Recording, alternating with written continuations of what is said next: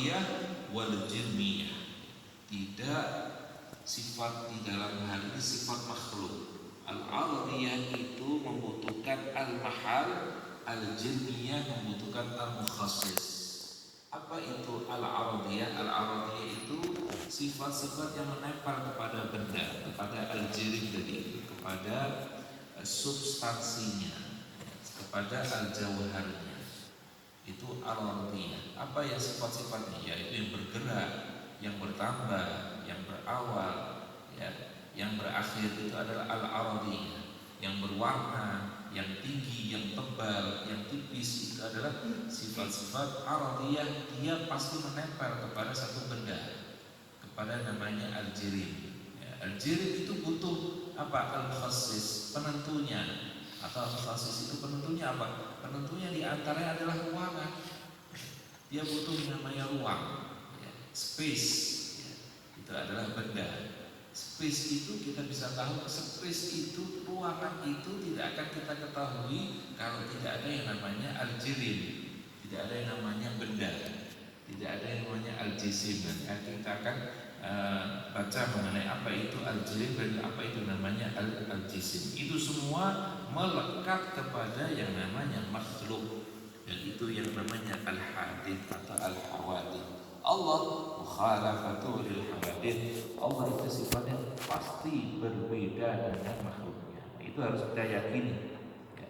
Nah, karena kalau kita bisa meyakini seperti itu, maka kita akan memahami sifat Allah Subhanahu wa taala sehingga ada ketentraman di dalam jiwa kita.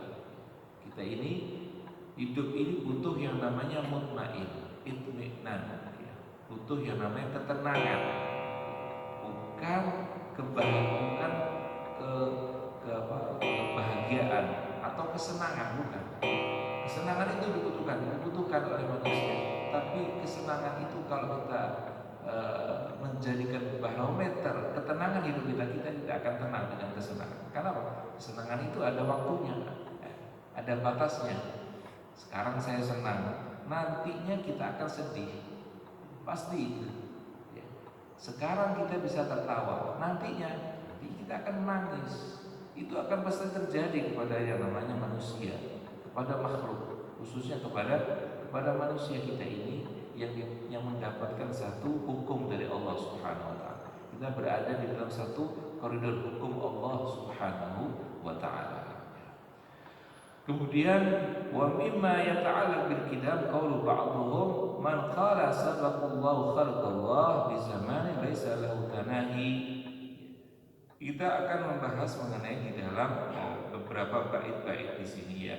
Di dalam kitab Talibin di sini disebutkan mengenai beberapa bait-bait, ya, syair yang menjelaskan mengenai hal yang berkaitan dengan al-qidam, sifat dahulunya Allah Subhanahu wa taala. Kita akan bahas ya secara singkat saja untuk bisa kita pahami, ya. Karena memang ilmu tauhid, ilmu kalam ini ilmu yang susah gampang, ya, susah gampang. Ada yang mengatakan ilmu tauhid ini ilmu olahraganya otak manusia. Otak manusia itu ada olahraganya. Kalau tubuh itu ada riyadhahnya, ada olahraganya, bisa lari, bisa berjalan, ya. Tapi kalau otak olahraganya apa? Olahraganya harus berpikir. Nah, berpikirnya jangan yang ngawur-ngawur. Berpikirnya apa? Mengenai keberadaan Allah Subhanahu wa taala. Ini yang menjadikan otak manusia menjadi jernih, menjadi kuat nanti dia. Kenapa harus kuat? Karena pasti nanti ada tantangan-tantangan dalam hidup ini yang akan mengganggu keimanan kita, ya. Yang bisa menguatkan apa keimanan kita ini adalah pikiran kita, ya, pikiran kita yang berada di dalam otak kita ini, ya.